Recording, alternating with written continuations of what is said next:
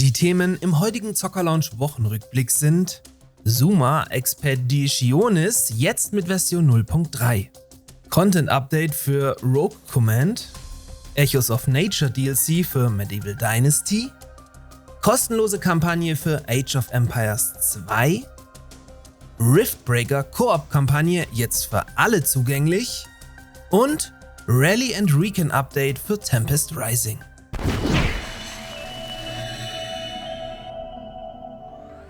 Dieser Wochenrückblick wird euch auch diese Woche von meinem Partner Instant Gaming präsentiert. Bei Instant Gaming erhaltet ihr in der Regel alle Videospiele zum Teil deutlich günstiger als auf den Hauptplattformen und könnt so jede Menge Geld bei eurem liebsten Hobby sparen. Meine heutigen Kaufempfehlungen an euch sind Medieval Dynasty, Age of Empires 2 Definitive Edition, Riftbreaker und das grandiose Tempest Rising. Einfach, da ich heute zu diesen Titeln brandneue News für euch habe. Dazu aber gleich noch mehr.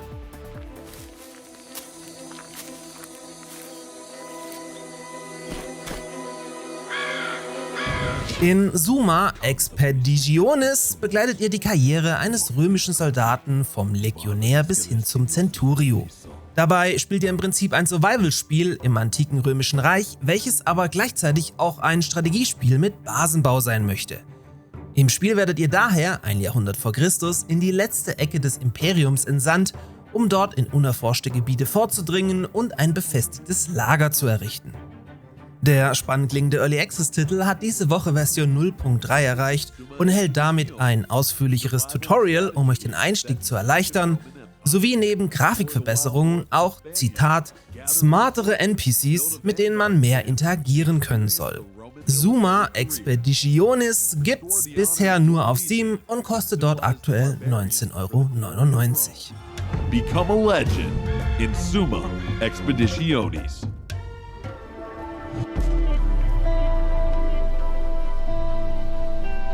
Wer hingegen lieber ein Sci-Fi-RTS suchten möchte, für den könnte Rogue Command vom deutschen Entwicklerteam Fennec aus Wölfersheim was sein.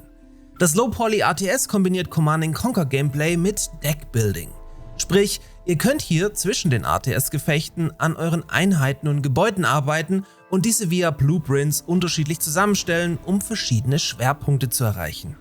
So setzen zum Beispiel defensive Spieler auf fortschrittlichere Abwehrtürme, wohingegen andere lieber ihre Wirtschaft pushen und die üblichen Schwitzer hingegen stärkere Waffen an die Panzer schrauben.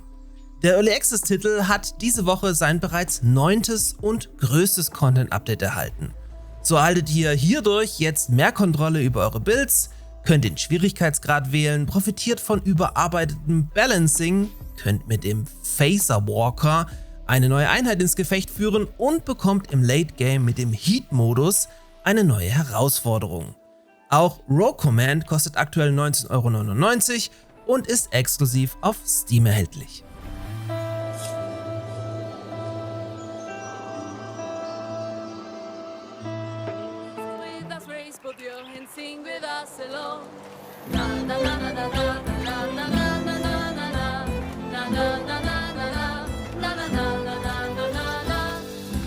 Ich muss gestehen, ich dachte eigentlich, dass man mit Medieval Dynasty nach dem guten Koop-Update langsam zum Ende kommen würde.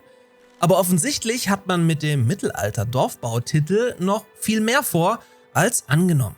So präsentierte man nach dem kleinen kostenlosen Paint Your Town Update im Mai eine neue Roadmap, welche nach dem jetzt erscheinenden DLC außerdem noch 2 weitere, noch geheime Content-Erweiterungen für dieses Jahr verspricht. Ich werde euch dazu natürlich auch später im Jahr auf dem Laufenden halten.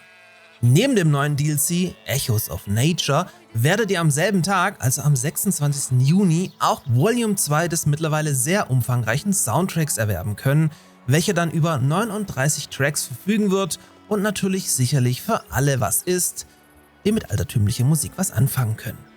Der DLC konzentriert sich hingegen komplett auf Außendekorationen und ist damit nur dafür da, euer Dorf zu verschönern. So könnt ihr hiermit dann Sträucher, Bäume, Steine, Teiche und Zäune errichten, also definitiv nur was für Schönbauer, alle anderen brauchen das nicht zwingend.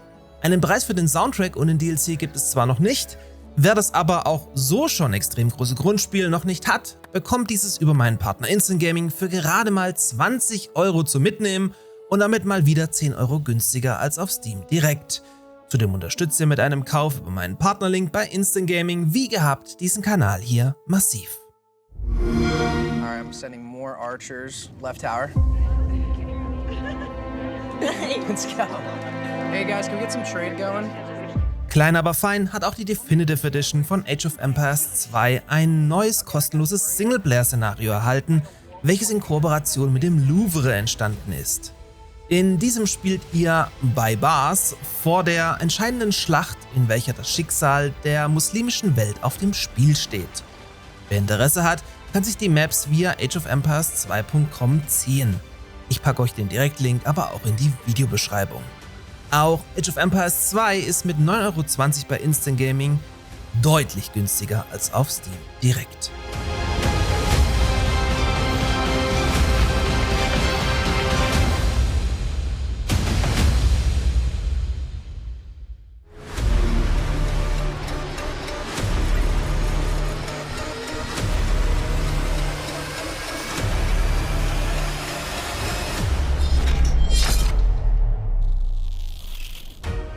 Hello and welcome to the Riftbreaker 2.0 Update Developer Overview. Hingegen ist der Riftbreaker für kurze Zeit bei Steam im Sale und daher dort mit 16,50 € ausnahmsweise mal günstiger als auf Instant Gaming. Vergleichen lohnt sich also generell immer. Denn zur Feier des Tages hat der lange sehende Koop-Modus nun den Beta-Status erreicht und kann somit von euch allen ganz frei angetestet werden und steht somit auch kurz vor seiner Veröffentlichung. The Riftbreaker ist ein Top-Down-Aufbau- und Survival-Spiel, in welchem ihr mit eurem Mech auf einem fremden Planeten landet, um dort die Ressourcen und Bodenschätze zu plündern. Im neuen Koop-Modus könnt ihr mit bis zu 3 Freunden die Story-Kampagne oder einen Survival-Modus spielen. Dabei wurden alle Missionen und Features überarbeitet, sowie die Handlung der Kampagne hinten raus sogar erweitert. Denn sobald ihr alle alten Missionen erledigt habt, könnt ihr jetzt auf dem Planeten Galatea 37 bleiben und die menschliche Kolonisierung vorbereiten, welche dann einen brandneuen Handlungsbogen mit 9 massiven Megastrukturen beinhaltet. Der Titel schreitet von Tag 1 an geradezu nach einem Koop-Modus, dem die Entwickler jetzt nach roundabout 4 Jahren endlich nachkommen. The Riftbreaker 2.0 update will be available as a free download for all our players.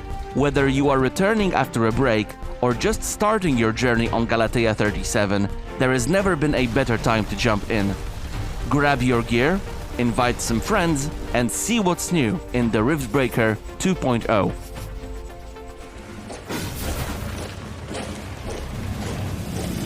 Zum Abschluss wurde dann diese Woche auch der Multiplayer von Tempest Rising weiter ausgebaut. So könnt ihr im CNC-Erben ab sofort 2 gegen 2 Ranked Matches mit passenden Leaderboards angehen und vom neuen von 100 auf 500 erhöhten Einheitenlimit profitieren. Außerdem wurde die Lobby um einen Chat erweitert sowie ein Spectator-Modus ergänzt, der nun finally Broadcasting und somit richtige Turniere ermöglicht. Klein aber fein könnt ihr mit Escape jetzt auch das Intro skippen, um schneller ins Spiel zu kommen. Mit dem Update wurden außerdem 4 neue 2 gegen 2 Maps und 2 neue One-on-One Maps ergänzt. Tempest Rising erhaltet ihr bei Instant Gaming für 33 € zuzüglich Zocker-Launch-Support, also auch hier gute 7 € günstiger als auf Steam direkt. In diesem Sinne, euch ein schönes Restwochenende und bis zum nächsten Mal. Don't let me down.